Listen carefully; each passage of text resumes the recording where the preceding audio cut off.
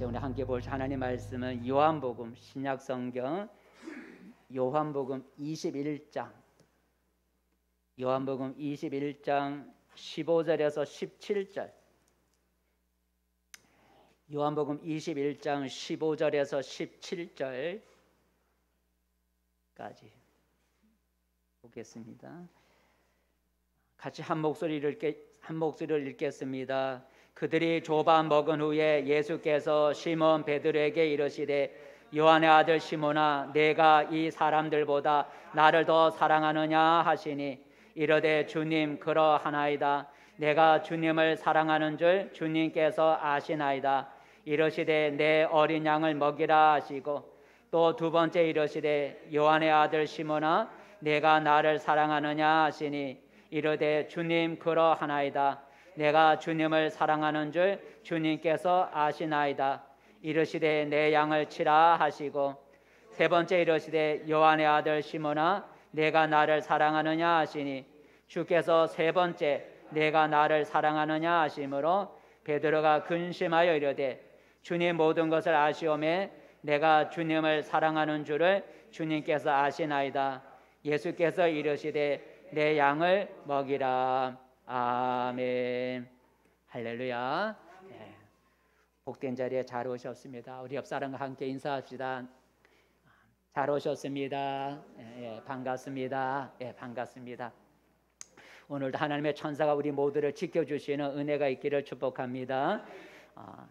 제가 오늘은 마스크를 벗을게요. 마스크를 쓰고 하니까 소리가 정확하게 잘 안 전달돼요. 유튜브로 보니까 노래는 괜찮은데 이 설교가 그렇지않아도 잘 못하는데 잘 전달이 안 되는 것 같더라고요. 그래서 여러분 설교 시간만큼은 제가 마스크를 벗도록 하겠습니다. 오늘 설교 제목은 나를 사랑하느냐라는 제목이 되겠습니다. 따라해 보십시다. 나를 사랑하느냐. 네, 나를 사랑하느냐라는 이 말이 오늘 우리가 세 절을 읽었는데 세 번 나오죠. 한 절, 두 절, 세 절. 세 절을 읽었는데 나를 사랑하느냐라는 이 말이 세 번 나와요. 그 한 절 한 절마다 나온다는 말이죠.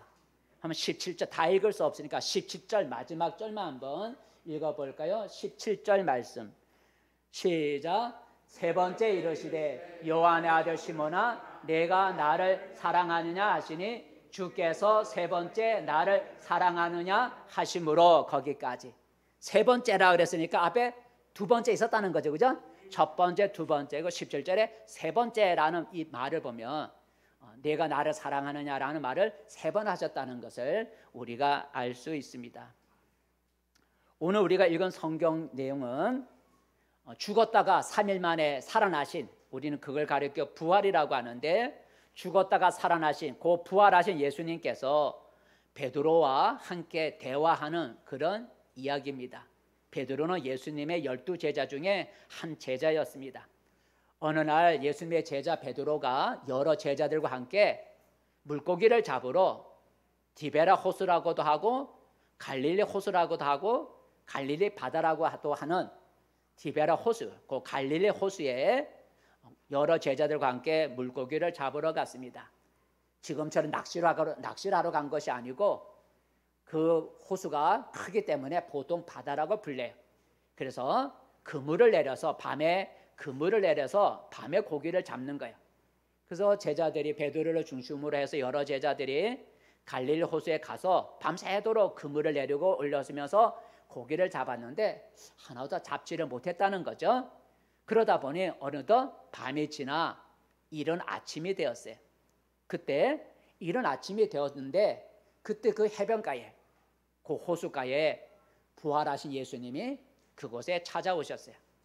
그리고 예수님은 그 호수가에 어디선가 숯불을 주님이 마련해서 숯불을 피워놓고 그리고 어디선가 예수님이 생선과 떡을 준비해 오셔서 그 숯불 위에 생선을 굽고 있었고 떡을 준비해 놓고 바다에서 제자들이 돌아오기를 기다리고 있었습니다. 자, 그리고 바다에서 돌아온 제자들에게 조반을 아침이니까 아침을 먹으라 하고 제자들에게 자신이 준비한 생선과 떡을 주면서 아침을 먹으라고 말합니다. 한번 읽어볼까요? 21장 9절 말씀, 21장 9절 말씀, 주님이 찾아오셔서 미리 친히 먹을 것을 준비해 놓은 걸 볼 수가 있는데, 9절 말씀 시작. 육지에 올라오니 숯불이 있는데 그의 생선도 놓였고 떡도 있더라. 제자들이 바다에서 고기 하나 못 잡고 이제 돌아가려고 바닷가에 나와 보니까 예수님이 숯불을 준비해 놓으시고 숯불 위에 생선과 또 먹을 떡이 준비되어 있었다는 거죠. 그리고 주님이 배에서 밤새도록 수고한 그 제자들, 지치지 않았겠어요? 허기진 제자들에게 생선과 떡을 주면서 밥을 먹으라고, 아침을 먹으라고 하는 얘기를 합니다. 한번 읽어볼까요? 12절 13절이죠. 12절 13절 시작. 예수께서 이르시되 와서 조반을 먹으라 하시니 제자들이 주님이신 줄을 아는 고로 당신이 누구냐 감히 묻는 자가 없더라. 예수께서 가셔서 떡을 가져다가 그들에게 주시고 생선도 그와 같이 하시니라 그랬어요. 예수님이 제자들에게, 허기진 제자들에게 음식을 나누어 주셨다는 겁니다.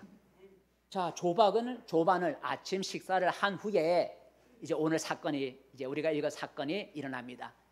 조반을 먹은 후에 예수님께서 그 여러 제자 가운데 특별히 베드로에게 질문을 하게 되죠. 자, 제자인 베드로에게 어떤 질문을 하셨을까요? 그 질문이 요한의 아들 시몬아, 내가 나를 사랑하느냐라는 얘기죠. 내가 나를 사랑하느냐, 한번 읽어볼까요? 15절입니다. 15절, 주님이 베드로에게 무슨 질문을 하셨는지 15절 한번 읽어보겠습니다. 시작. 그들이 조반 먹은 후에 예수께서 시몬 베드로에게 이르시되 요한의 아들 시몬아, 내가 이 사람들보다 나를 더 사랑하느냐 하시니 이르되 주님 그러하나이다. 내가 주님을 사랑하는 줄 주님께서 아시나이다. 이르시되 내 어린 양을 먹이라 하시고. 그래서 보니까 요한의 아들 시몬아, 내가 나를 사랑하느냐라는, 요한의 아들 시몬아라는, 여기서 시몬은 누굴 가리켜요? 베드로를 가리키죠. 베드로의 또 다른 이름이 시몬이에요. 그래서 우리 15절 맨 앞에 보니까 그들이 조반 먹은 후에 예수께서 누구에게? 시몬 베드로에게. 시몬 베드로. 그러니까 시몬은 베드로의 또 다른 이름이에요. 그래서 요한의 아들 베드로야 하지 않고 요한의 아들 시몬아라고 예수님이 물었어요. 그러니까 여기서 시몬은 베드로의 또 다른 이름이죠. 그래서 시몬 베드로에게라는 말을 합니다. 그 질문은 동일하게 3번이라 그랬죠. 너가 나를 사랑하느냐라는 질문을 한 거죠. 그때 이 질문에 이 베드로가 뭐라고 대답했을까요? 너가 나를 사랑하느냐라는 주님의 그 질문에 베드로가 어떤 대답을 했을까요? 바로 오늘 거기 15절에 보니까 내가 당신을 사랑합니다라는 고백을 하죠. 내가 주님을 사랑하는 걸 주님께서 아실 줄 압니다. 내가 주님을 사랑합니다라는 고백을 해요. 그러자 예수님이 자기를 사랑한다고 하는 베드로에게 무슨 말씀하셨어요? 맨 아래 보니까 내 어린 양을 먹이라. 또 다른 지를 보면 내 양을 치라. 또 내 양을 먹이라 라는 말씀을 하셔요. 여기서 내 양을 먹이라, 내 어린 양, 또 내 양을 치라, 내 양을 먹이라 라는 내 양이라고 하는 것은 누굴 가리켜요? 예수님을 믿는 신자를 가리키는 거죠. 그래서 내 양이라고 했어요. 내 양. 다른 사람의 아니라 내 양. 예수님의 양을 치라는 거예요. 그러니까 예수님의 양이라고 하는 그 양은 진짜 양을 말하는 것이 아니고 예수님을 믿고 따르는 우리 같은 신자들을 가리켜 예수님이 내 양이라 그랬어요. 그 내 양을 치라는 거죠. 내 양을 먹이라 그랬어요. 그 목자의 사명을 베드로에게 주신 것이죠. 자, 우리는 이 시간에 예수님과 제자 베드로와의 대화를 통해서 몇 가지를 생각해 보면서 함께 은혜를 나누고자 합니다. 예수님은 나의 과거를 묻지 않는다라는 것을 우리는 오늘 성경을 통해서 찾아볼 수가 있습니다. 따라해 봅시다. 예수님은 나의 과거를 묻지 않는다. 예, 사람은 다른 사람의 과거를 들추어내고 다른 사람의 과거사를 알고 싶어하는 그런 마음이 우리 사람에게는 보통 있어요. 그죠? 사람은 다른 사람의 과거를 알고 싶어요. 과거에 있었던 일, 과거사의 호기심을 갖고 그걸 얘기하기를 좋아하죠.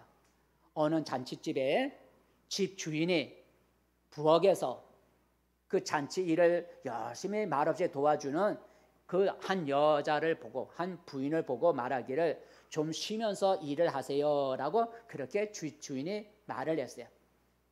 그때 그 주방에서, 부엌에서 여러 일을 하던 사람들 중에 한 여자가 이렇게 말을 했어요. 아, 저분은요 언제나 말없이 열심히 일을 하시는 분이에요. 말없이 열심히 일하시는 분이에요 하고 이렇게 칭찬을 했어요. 그러자 그 부엌에 있던 여러 사람들이, 여러 여자들이 그 부인을 향해 존경의 눈초리를 쳐다보게 됐어요. 그런데 그 주방에, 부엌에 있던 여러 여자들 가운데 한 여자가 이런 말을 했어요. 그 여자요 과거가 있는 여자예요. 아, 이런 말을 하는 거예요. 다른 사람 여자들은 그 여자는요 말없이 참 이렇게 일을 도와주는 분이라고 칭찬해서 사람들이 존경하는 눈으로 그 부인을 쳐다봤는데, 그 여러 여자들 가운데 한 여자가 저 여자요 과거가 있는 여자예요 라고 과거가 있다는 말을 했어요. 그 말을 듣자 사람들이 눈빛이 변하여서 이상한 눈초리로 그 부인을 다시 쳐다보게 됐어요. 근데 그 여러 여자들 가운데 궁금증을 참지 못하다 한 여자가 나중에 그 부인에게 찾아와서 물어보는 거예요. 아주머니께 과거가 있다는데 그게 사실이에요? 그랬더니 그 부인이 말하기를 예, 저에게 과거가 있어요. 그래. 그러자 그 여인이 질문한 여자가 묻기를 그 과거가 뭐예요? 라고 물었더니 예, 저는 과거에 예수님을 모르고 살았었어요 라고 했대. 그러니까 그 질문한 여자가 아니 그게 과거예요? 하고 되물으니까 그 여인 부인이 말하기를 그럼요, 예수 믿지 않고 예수 모르는 것보다 더 위험하고 더 잘못된 과거가 어디 있겠어요? 라고 대답을 했답니다. 과거에 흠 있는 얘기를 하지 않고 과거에 자기가 예수 안 믿은 거, 그 과거가 있습니다 라는 얘기를 했다, 그렇게 대답을 해 주었다고 합니다. 이처럼 사람은 다른 사람의 과거, 특별히 다른 사람의 실수나 잘못이나 부끄러운 일에 사람들은 더 호기심을 갖습니다.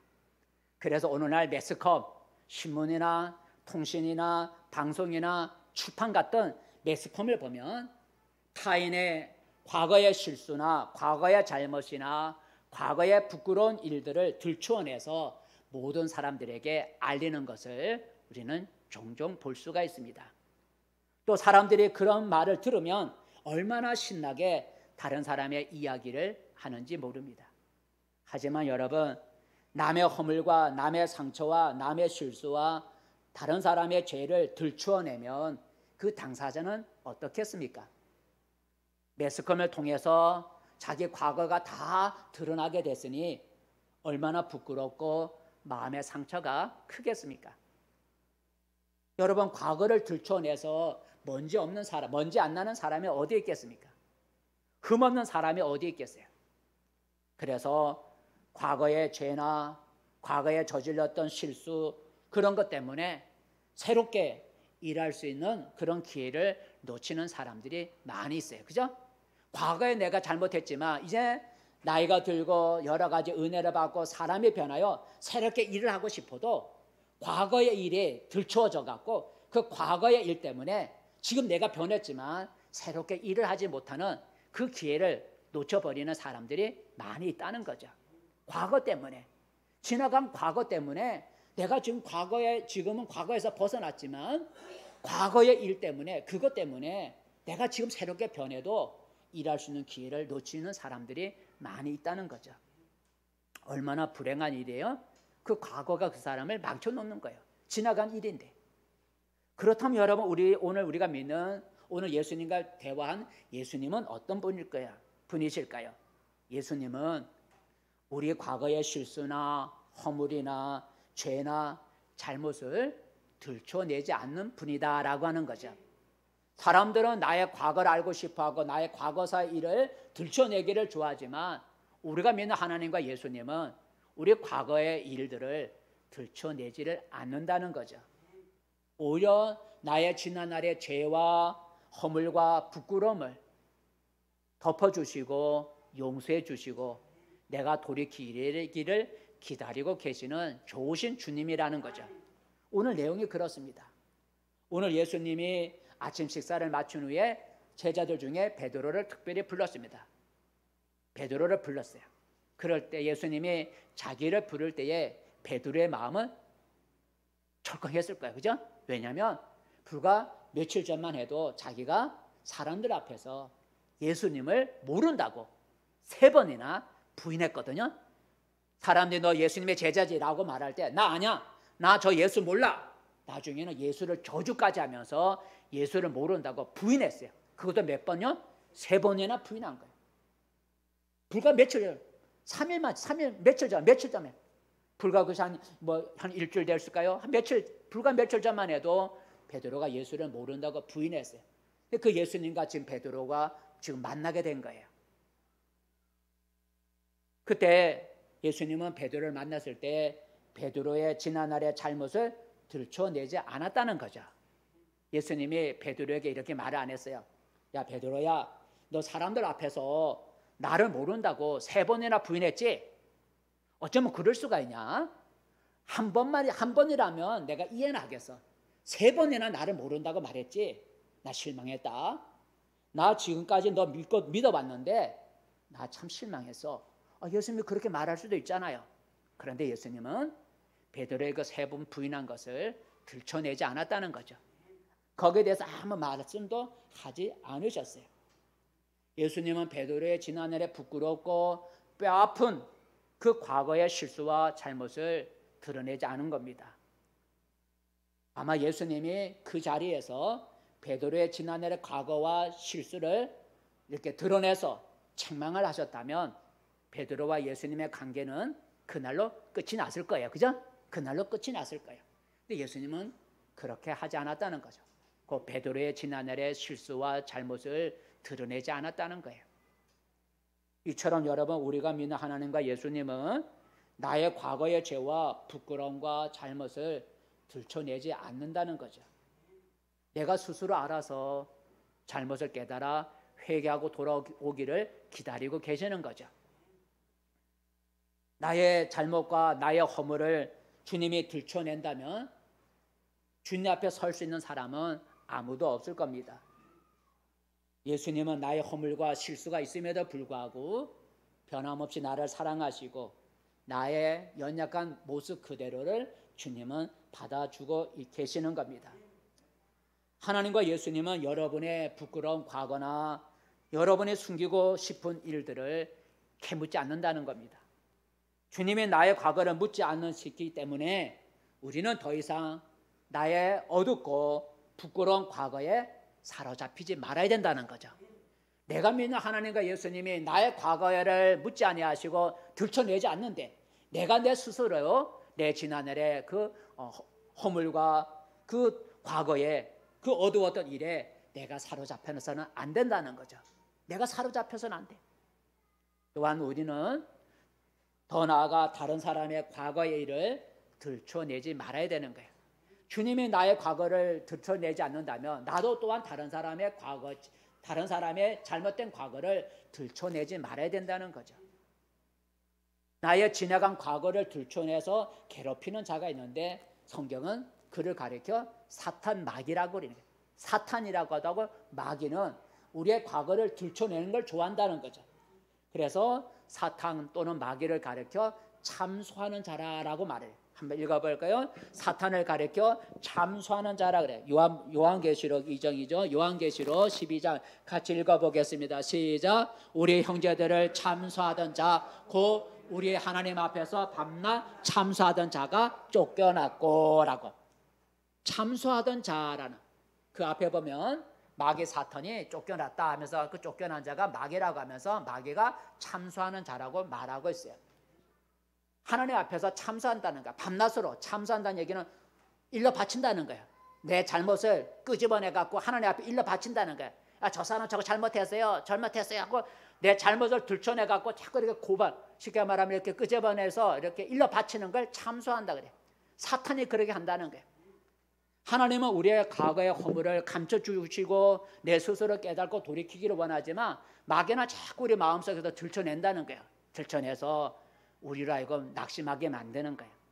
야, 너 지난날에 이런 죄 짓지 않았어? 너 같은 게 무슨 주의 일꾼이 돼? 야, 너가 어떻게 하나님의 축복을 받을 수 있겠어? 하나님이 너를 사랑하는 줄 알아? 이렇게 마귀는 우리를 하여금 참소하게 하는 거야.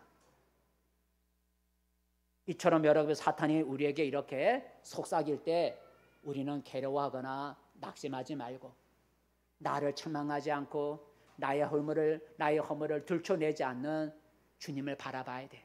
하나님을 바라보고 예수님을 바라봐야 돼. 왜냐하면 예수님은 나의 지난해의 허물과 부끄러운 죄와 연약함에도 불구하고 나의 허물을 드러내 정죄하지 않기 때문이죠. 나의 과거의 살을 드러내지 않고 오히려 연약한 나를 용서해 주시고 격려해 주시고 감싸 주시기 때문에, 마귀가 내 안에서 자꾸 나의 연약함을 가지고 지난해의 잘못을 가지고 들춰내서 나를 참소할 때 우리는 낙심하지 말고 포기하지 말고 나를 잘못을 들춰내지 아니하는 주님을 바라봐야 되겠습니다. 우리는 이렇게 기도를 해야 되겠죠. 오 주님, 나의 허물과 나의 잘못과 나의 죄에도 불구하고 나를 변함없이 오늘도 사랑해 주시니 감사합니다 라는, 주님은 여러분을 변함없이 오늘도 사랑한다는 거예요. 지난날 여러분이 많은 죄를 짓고 허물이 많다 할지라도 주님은 여러분의 과거의 그것을 드러내지 아니하고 여러분이 있는 그 모습대로 오늘도 사랑해 주신다는 거예요. 그러니 그분께 주님, 나의 이 많은 허물에도 불구하고 나를 받아주시고 사랑해 주시니 감사합니다 라고 고백할 수 있어야 돼요. 두 번째, 우리는 오늘 본문을 통해서 무엇을 깨달을 수 있을까요? 예수님은 나의 사랑을 확인하신다는 거죠. 따라해 봅시다. 예수님은 나의 사랑을 확인하신다. 예, 사람은 누구나 상대방이 자기를 계속 사랑하는지를 확인하고 싶어요. 확인을 받고 싶어 하죠. 다른 사람이 나를 사랑하는지 그 사랑을 사람은 확인하고 싶어 하는 거예요. 왜냐하면 사랑이라고 하는 것은 언제라도 식어질 수 있고 사랑은 언제라도 변할 수가 있기 때문에 사람은 사랑을 자꾸 확인해 보고 싶은 거예요. 그래서 꼭 그런 건 아니지만 이런 말이 있지 않습니까? 여자들은 거짓말인 줄 알면서도 사랑해라는 말을 듣기를 좋아한다는 거죠. 그래서 여자들은 남자를 해서 나 사랑해 그런 말을 하지만 남자들은 잘 못해요. 남자들은 여자 보고 나 사랑해 이런 말을 못해. 닭살이 돋아서. 그렇지만 여자들은 남자를 향해서 나 사랑해 닭살 돋는 말을 잘해요. 그죠? 다 그렇진 않겠지만, 그래서 여자들은 거짓말인 줄 알면서도 사랑해라는 말을 듣고 싶어 한다는 거예요. 그러므로 우리는 그런 말 하기가 좀 부끄럽더라도 서로 우리가 사랑해라는 말을 자주 할 수 있기를 바랍니다. 저도 잘 못해요. 예. 하지만 해야 된다는 거예요. 왜냐하면 사랑해라는 말을 하지 않으면 언젠가 그 사랑해라는 말을 하지 못한 것 때문에 후회할 때가 온다는 거예요. 그때 내가 사랑한다고 말 한마디 해봤을걸. 그때 내가 사랑한다고 말 한마디 해봤을걸. 그런 후회할 때가 온다는 거예요. 그 한 예를 들어볼게요. 실제로 있었던 이야기예요. 76세가 된 노인이 아내가 죽었어요. 그래서 죽은 아내의 관을 붙잡은 채 그 76세가 된 노인이 서럽게 죽은 아내의 관을 붙잡고 울었어요. 여보, 나는 당신을 사랑했어. 여보, 나는 정말로 당신을 사랑했어 라고 울면서 관을 붙들고 서럽게 울었어요. 자식들은 아버지 그 울음에 당황해서 아버지 진정하세요. 다 아버지 이해합니다. 이제 눈물을 거두세요. 왜냐하면 지금 관을 붙잡고 우니까. 그래서 달렸어요. 장례식의 마지막이 되면 이제 가족들이 삽을 들고 관 위에다가 흙을 하나씩 덮잖아요. 그거 할 때 또 아버지가 서럽게 우는 거예요. 가족들이 만류를 해도 듣지 않는 거예요. 그러자 그 장례식을 집례하던 목사님이 조용히 그 노인에게 다가와서 조용히 나지막한 목소리로 이렇게 말을 했어요. 어르신, 부인을 떠나보낸 그 슬픔을 충분히 이해합니다. 이제 눈물을 거두세요 라고 목사님이 그렇게 말해요. 계속 울어도 되니까. 그랬더니 그때 그 76세 된 노인이 자기가 왜 서럽게 우는지를, 그 우는 이유를 이렇게 말을 하는 거예요. 나는 정말로 내 아내를 사랑했어요. 그런데 나는 아내와 함께 사는 동안에 단 한 번도 그 말을 입 밖에 내본 적이 없어요. 이제 그 일이 얼마나 후회스러운지 모릅니다 라는 얘기했다. 나는 아내를 사랑했는데 아내와 살아있는 동안에 한 번도 당신을 사랑해 라는, 사랑한다는 말을 한 번도 못했다는 거예요. 그 아내가 떠나간 후에 그 사랑한다는 말 한마디 못한 것이 이렇게 자기 가슴을 찔러서, 그 아내한테 사랑한다는 말 한마디 못한 것이 자기의 마음을 찔러서 이렇게 운다고 얘기를 하더랍니다. 사랑해 라는 말 하기는 어렵지만 부끄럽기도 하지만 여러분, 이거 하지 못하면 나중에 땅을 치면 후회할 수도 있다는 거 기억하시고, 부부간에 서로, 부모와 자식 간에, 서로 성도 간에, 형제 간에 사랑한다는 말을 고백하면서 살아가시기를 바랍니다. 오늘 예수님은 베드로에게 무슨 말씀하셨어요? 요한의 아들 시몬아, 내가 나를 사랑하느냐라는 질문했죠. 내가 나를 사랑하느냐. 베드로의 과거는 묻지 않았어요. 과거에 대해서 추궁하지 않았어요. 그 대신에 예수님은 오늘 베드로에게 질문했어요. 그 질문이 뭐예요? 너가 나를 사랑하느냐라는 질문을 몇 번 했다고요? 3번을 했다는 거예요. 왜 3번이나 똑같은 질문을 하셨을까요? 그것은 베드로가 지금 또 예수님을 사랑하고 있는지 알고 싶었던 거예요. 물론 주님은 베드로의 마음을 아시죠. 그럼에도 불구하고 예수님은 베드로가 그의 입으로 내가 주님을 사랑합니다라는 말을 듣고 싶었던 거예요.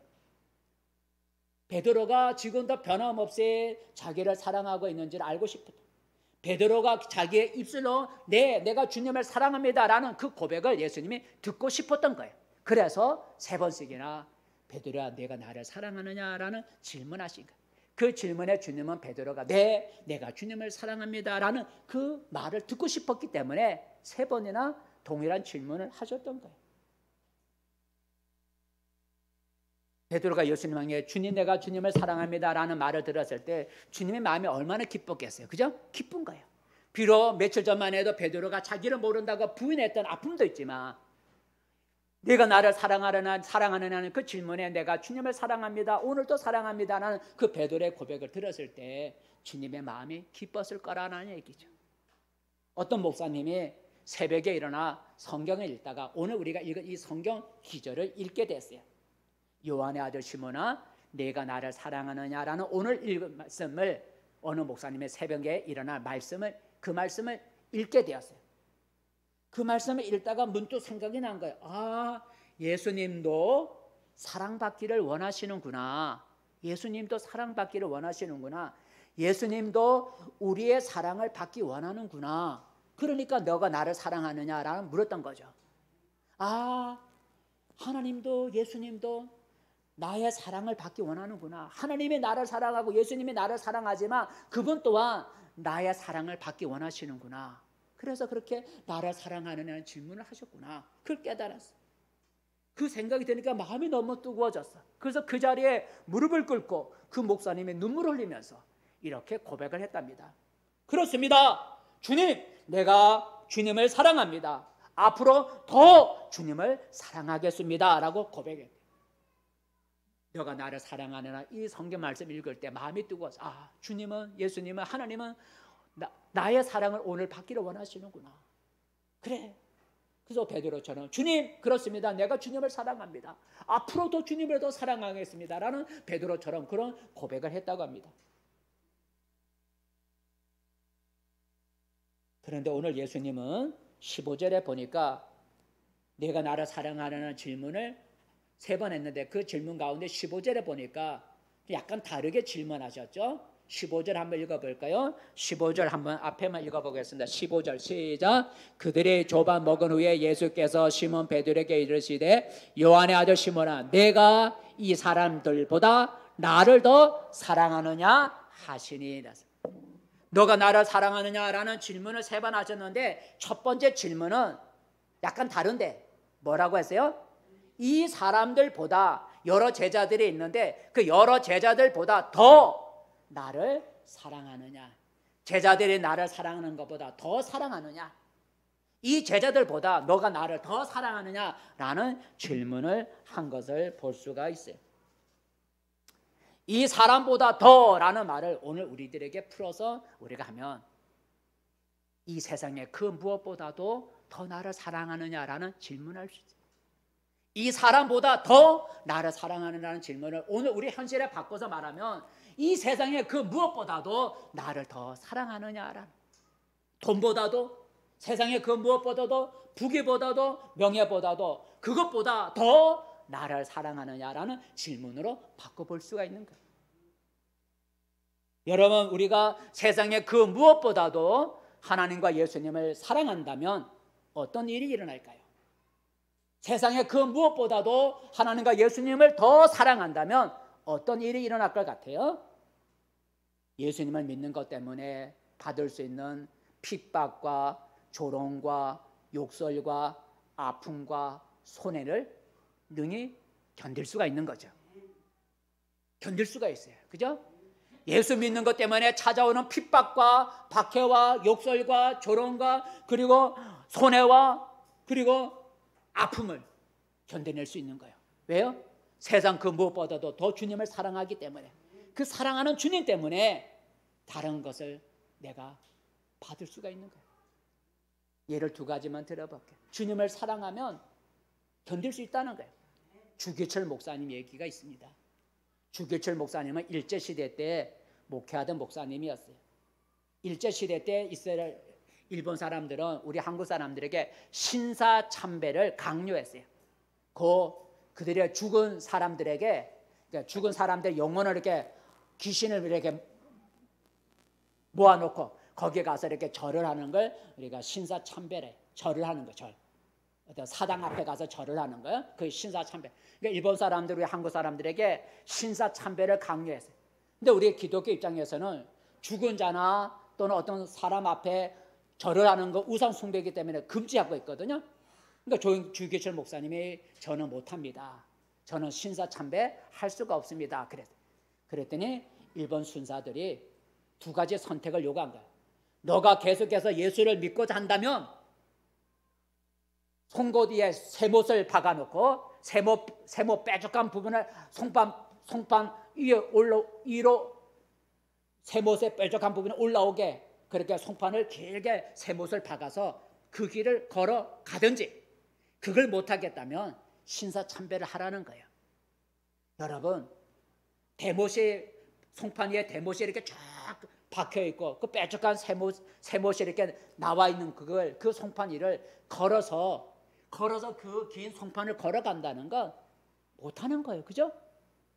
그 송판 위에 사람이 발이 올라가면 어떻게 되겠어요? 사람의 몸무게 때문에 그 뾰족한 쇠못에 사람의 발이 찍히는 거예요. 그 발을 뜯어내서 뽑아서 또 밟고 가야 되는 거예요. 그 송판을 걸어가라는 거야. 너가 예수를 계속 믿고자 한다면 그걸 하고, 그걸 못하겠으면 신사참배 절을 하라는 거예요. 보통 사람 같으면 할 수가 없어요. 그죠? 어떻게 여러분 송판 위에 쇠못을 밟고 내 몸무게로 그 쇠못에 그 쇠못에 내 몸이 들어가 박혔는데 그걸 다시 뽑아갖고, 여러분 못이 한번 박히면 빼기 얼마나 힘들어요. 그죠? 못이 여러분 한번 박히면 빼기 힘들잖아요. 그 밟힌 못을 발을 빼갖고 다시 딛고 그걸 진짜 할 수가 없어요. 그걸 그러니까 일본 순사가 요구한 거야. 주기철 목사님은 뭐라고 대답했겠어요? 제가 쇠못을 걸어가겠습니다 라고 송파디를 걸어가겠다고 했어요. 그리고 찬송을 부르는 이 찬송을 불렀다 그래요. 무슨 찬송을 불렀냐면 내 주를 가까이 하게 함은 십자가 진 같은 고생이나, 이 노래를 부르면서 그 송판 위에 쇠못을 밟고 밟은 그 발을 뽑아 또 딛고 걸어갔다 그래요. 어떻게 그렇게 할 수 있었을까요? 세상의 다른 것보다도 주님을 사랑하는 마음이 있었기 때문에 가능했던 거예요. 그죠? 세상의 다른 것 무엇보다도 주님을 사랑하는 마음이 더 컸기 때문에 그게 가능했다는 거예요. 세상의 그 무엇보다도 주님을 사랑하면 이런 일이 일어날 수 있다는 거예요. 또 하나 예를 들어볼게요. 시간적으로 많이 할 수 없지만 또 하나 얘기 드릴게요. 어떤 목사님이냐면 소강서 목사님, 요새 차려져서 있는데 소강서 목사님의 얘기인데, 그 목사님이 고등학교 때 얘기를 합니다. 그 목사님은 고등학교 때 학교 기숙사에 있었다 그래요. 근데 기숙사에 있었는데 아마 그 학교에서 교회를 못 나가게 하는 거예요. 그래서 주일날, 오늘 우리 일요일이죠. 주일날 되면 그 현관 앞에 사감 선생님이 밖에 못 나가도록, 교회 못 가게 해서 몽둥이를 들고 그 현관문을 지키고 있다는 거예요. 그러니까 고등학생이 교회 가지 못하게 하기 위해서 기숙사에 있게, 기숙사에 있고 주일날이면 좀 돌아다니게 되잖아요. 그런데 교회를 못 가게 해서 주일날이 되면 사감 선생님이 몽둥이를, 방망이를 들고 현관을 지키고 있대요. 근데 이 고등학생이었던 소강성 이 학생이 교회 가고 싶어서 어떻게 교회 가요? 현관으로는 갈 수 없으니 창문에서 뛰어내려갖고 교회를 다녔어요. 자, 그러다 그게 이제 소문을 갖고 들키게 됐어요. 그러니까 어디로 갔냐면 기숙사 3층으로 올려버렸대요. 3층에 올라가서 여러 번 뛰어내리면 다치는 거예요. 그죠? 그러니 3층에 올려버렸어요. 기숙사 방을 3층으로 올려버렸어요. 그러니 뭐 뛰어내릴 수도 없고, 바깥에는 사감 선생님 방망이를 들고 있으니까 이제는 교회 못 나갈 거다 생각. 근데 그때 마치 겨울인지 몰라도 톱밥을 학교 마당에 그 기숙사 밑에다가 톱밥을 이렇게 쌓아놨다는 거야. 그러니까 난로에다 불을 피우려고 톱밥을 산더미 같이 쌓아놨다. 그래서 3층에서 그 톱밥에다 뛰어내려갖고 교회를 나갔다가 그날 밤에 사감 선생한테 몽둥이를 많이 맞았대요. 그러면서도 매를 맞아가면서 이 소강사 학생, 고등학생이 교회를 다닌 거예요. 그러자 주일 아침에 그 다음날 교장실에 끌려갔어요. 3층에서 뛰어내가 교회까지 갔으니까 교장실에 끌려갔어요. 교장 선생님이 눈을 부릅뜨고 말하는 거예요. 야, 너 교회 갈래? 학교 남아있을래? 너 교회 가면 학교 그만두라는 거예요. 너 교회 갈래? 아니면 학교에 있을래? 선택을 요구하는 거예요. 교장 선생님이. 그러니까 이 고등학생이 그 교장 선생님 앞에 이렇게 말해야 돼. 이 소관성 목사님 얘기예요. 소관성 목사님이 이렇게 말할 때, 저는 평일에는 열심히 공부하고 주일에는 교회 가서 예배 드리고 오겠습니다. 교장 선생님 앞에서 평일날은 내가 열심히 공부하고 주일에는 교회 가서 예배 드리고 오겠습니다. 그렇게 말해. 어떻게 그렇게 할 수 있었을까요? 세상에 그 무엇보다도 하나님과 예수님을 사랑하는 마음이 있었기 때문에 3층에서 뛰어내리고 몽둥이를 맞으면서 교장 선생님한테 협박을 받아가면서도 교회를 가는 걸 포기하지 않았다는, 주님을 사랑하는 마음이 세상에 그 무엇보다 크면 이렇게 할 수가 있다는 거예요. 성도 여러분, 오늘 저와 여러분은 얼만큼이나 하나님과 예수님을 사랑하고 있습니까? 예수님을 섬기기 위해서 여러분은 얼마나 여러분의 것을 포기하고 희생할 수 있습니까? 예수님을 사랑하려면 나의 수고와 희생이 뒤따르게 됩니다. 주님을 사랑하려면 때로는 불신자들로부터 미움과 핍박을 받을 수도 있어요. 내가 주님을 사랑하고 따르려면 내가 좋아하는 것을 포기할 수도 있고, 나의 귀한 소유와 세상의 부귀도 버릴 수도 있어요. 그래서 주님은 나를 따르려면, 내 제자가 되려면 세상 것을 포기할 수 있어야 된다고 말씀하셨는데, 한번 읽어볼까요? 누가복음 14장 말씀 시작. 무릇 내게 오는 자가 자기 부모와 처자와 형제와 자매와 더욱이 자기 목숨까지도 미워하지 아니하면 능히 내 제자가 되지 못하리라 그랬어요. 주님의 제자가 되려면 세상의 그 무엇을 다 포기할 수 있어야 주님의 제자가 된다고 하셨어요. 희생이 필요하다는 거죠. 오늘 예수님은 이 세상의 그 무엇보다도 더 주님만을 사랑하기를 원하신다는 거예요. 그 사랑의 말을 듣고 싶은 거예요. 예수님은 우리의 모든 죄를 용서하시기 위해서, 우리를 지옥불이라고 하는 그곳에서, 그 사망에서 우리를 건져내시기 위해서 십자가에 자신의 몸을 들여 죽으셨다 살아나셨어요. 그 예수님의 죽음을 통해, 그 죽음을 믿음으로 우리는 모든 죄를 용서받을 수 있는 길이 열렸고, 지옥의 형벌을 면하고 하늘의 영생을 얻을 수 있는 그런 복을 받게 되었어요. 그러므로 오늘 내가 나를 사랑하느냐라는 그 질문에 베드로처럼 네, 제가 주님을 사랑합니다라고 고백할 수 있기를 바랍니다. 오늘 나를 위해 죽으셨던 그리고 살아나신 예수님은 오늘 저와 여러분의 입을 통해 내가 주님을 사랑합니다라는 고백을 듣고 싶어 하는 거예요. 오늘 여러분 나의 사랑을 확인하고 싶은 그 주 예수님께 내가 주님을 사랑합니다라고 고백하는 우리 성도들이 되기를 바랍니다. 마지막으로는 본문을 통해서 무엇을 생각해 볼 수 있을까요? 예수님은 나의 충성을 부탁한다는 거죠. 따라해 봅시다. 예수님은 나의 충성을 부탁하신다. 예. 오늘 예수님은 내가 주님을 사랑합니다라고 고백하는 베드로에게 무슨 말씀을 했을까요? 내가 주님을 사랑합니다라는 그 말에 예수님이 무슨 말을 했을까요? 한번 읽어볼까요? 다 똑같은 말이겠지만 17절 마지막 17절 한번 읽어볼까요? 맨 끝에 한번 읽어볼까요? 맨 끝에 맨 끝점에 예수께서 다 읽을 시간대로 맨 끝에 예수께서 시작 예수께서 이르시되 내 양을 먹이라 그랬어요. 내 양을 먹이라는 말이 동일하게 3번 나오는 거예요. 물론 내 양을 치라, 내 어린 양을 먹이라, 내 양을 먹이라 약간 단어는 다르지만 내 양을 먹이라는 말은 3번 나와요. 여기서 양은 아까 말한 것처럼 예수님을 믿고 따르는 신자를 가리킨다 그랬어요. 오늘 예수님은 베드로에게 3번이나 똑같은 말, 내 양을 먹이라고 말씀하신 것은 베드로의 충성이 변하지 않기를 원하신 거예요. 3번씩이나 내 양을 먹이라, 내 양을 먹이라, 내 양을 먹이라는 3번씩이나 동일하게 말씀하신 그 의미는 나를 위한 그 충성이 변하지 않기 원한다는 거예요. 충성이 변하지 않기 원한다. 어느 목사님의 간증입니다. 어느 날 새벽에 새벽기도, 우리가 새벽기도 우리 교회가 5시 25분에 시작하는데 어느 새벽기도를 인도하기 위해서 어느 목사님이 새벽에 일어났는데 새벽에 코피가 쏟아지는 거예요. 코피가 막 쏟아지는 거예요. 아마 그 주간에 부흥회를 갔다 와서 몸이 피곤해서 코피를 쏟은가 봐요. 코피를 쏟으니까 얼굴이 하얘지는 거예요. 그 사모님이 보니까 목사님 얼굴에 코피를 많이 쏟아서 얼굴이 하얘지는 거예요. 그래서 사모님 목사님에게 목사님 오늘 새벽은 좀 쉬는 게 낫겠어요. 새벽기도 나가지 마시고 오늘 새벽은 좀 쉬는 게 낫겠습니다라고 말을 했어요. 그래서 목사님 가만히 생각해 보니 무리해서 나가 새벽기도에 코피 쏟아지는데 무리해서 나가 새벽기도 인도하다가 쓰러지는 것보다 내가 오늘 새벽은 좀 내 육신을 위해서 좀 쉬는 게 그게 더 지혜로울 것 같아서 그렇게 하겠다 그랬어요.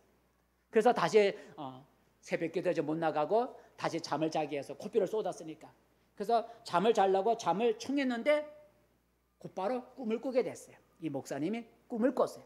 근데 꿈을 꿨는데 그 꿈속에 어디선가 목소리가 들려오는 거예요. 꿈속에 목소리가 들려오는 거예요. 어떤 목소리냐면 이 목사님이 성이 장씨인데 사람의 모습은 안 보이는데 음성만 들리는 소리만 들리는데 이런 음성이 들리는 거예요. 꿈을 꿨는데 꿈속에 장 목사님 그래서 예 장 목사님은 예수님을 좋아하시나요? 네. 이 소리가 들리니까 대답하는 거예요. 장 목사님은 예수님을 사랑하시나요? 그럼요. 고맙습니다. 고맙습니다. 고맙습니다. 고맙다는 말을 3번이나 하는 소리가 들리는 거예요. 그리고 또 소리가 계속해 들려오는 거예요. 당신이 예수님을 사랑한다고 하니까 당신에게 양을 맡기겠습니다. 오늘 똑같은 내용이야. 당신이 예수님을 사랑한다고 하니 내가 당신에게 양을 맡기겠습니다. 그러나 잘 먹여야 합니다. 독초나 흙탕물을 먹이지 마시고 부드러운 꼴과 맑은 물로 먹여야 합니다. 양을 맡겨줄 테니까 독초, 풀 가운데 독이 있는 독초나 흙탕물을 먹이지 말고 부드러운 풀과 그리고 맑은 물로 먹여야 합니다. 왜냐하면 양들은 이장이 약하기 때문입니다. 그러는 거예요. 양들은 이장이 약하니까 흙탕물이나 독초로 먹이면 안 되고 부드러운 풀과 맑은 물로 먹여야 합니다. 양들은 이장이 약합니다. 그러더니 그래서 이 목사님의 꿈에 질문하는 거예요. 부드러운 풀과 독초는 무엇입니까? 그랬더니 들려오기를 꼴은 부드러운 꼴과 부드러운 풀, 부드러운 꼴과 독초는 무엇입니까? 물었더니 꼴은 주님의 말씀인데 당신이 믿지도 않으면서도 그 말씀을 믿지도 않으면서 교인들에게 강요를 하면 그건 독초입니다. 그러네. 당신이 믿지도 않는 말씀을 먹으라고 전하면 그게 바로 독초입니다. 목사님이 믿는 걸 전하라는 거죠. 목사님이 믿지도 않으면서 성도들에게 믿으라고 강요하면 그게 독초입니다. 그래서 목사님 또 질문해요. 그렇다면 맑은 물과 흙탕물은 무엇입니까? 라고 물었더니 또 들려오더랍니다. 당신이 깨끗하게 살면서 교인들에게 성결하게 살아가라고 하면 그게 맑은 물이고, 당신이 거짓말을 하면서 교인들에게 정직하게 살아가라고 하면 그게 흙탕물입니다. 그러니까 당신이 말씀대로 못 살아가면서 성도들에게 말씀대로 살아가라고 하면 그게 흙탕물입니다. 그러면서 얘기를 들려오더라는 거예요. 그리고 또 들려오기를, 목사님, 그래서 그랬더니 피곤하시죠? 그랬더니 피곤하겠지만 양들이 목자를 기다리고 있으니 오늘도 좀 수고 좀 해주세요. 그러더래. 양들이 기다리고 있으니 오늘도 수고 좀 해주세요. 그런 말하고 꿈을 깼어. 근데 그게 불과 3분도 안 된다는 거죠. 그런데 그 꿈을 꾸기 전에는 목사님이 무척 몸이 피곤한 거예요. 왜냐면 코피를 쏟아요. 무척 몸이 피곤했는데 그 짧은 시간이 그냥 꿈을 꾸고 났더니 몸이 날아갈 것 같이 아주 가벼워졌더래. 그런 목사님이 다시 일어나 나가서 새벽 기도를 인도했다는 거죠. 충성을 여하는 꿈에게 충성하라는 꿈. 여러분, 이처럼 우리가 사랑을 하게 되면 사람은 헌신이 따르게 돼요. 사랑에는 헌신이 따르게 돼요. 여러분, 사랑하는데 가만히 앉아 있을 수가 없는 거예요. 부모가 자식을 사랑하면 자식에 대한 헌신이 따라오지 않습니까? 이처럼 예수님을 사랑하면 예수님을 위해 헌신하려고 하는 마음이 불일 듯이 일어나게 되는 거예요. 불이 뜰지 일어나게 되는. 그래서 예수님은 베드로에게 너가 나를 사랑하면 내 양을 먹이는 일에 충성하라고 3번씩이나 말씀하신 거예요.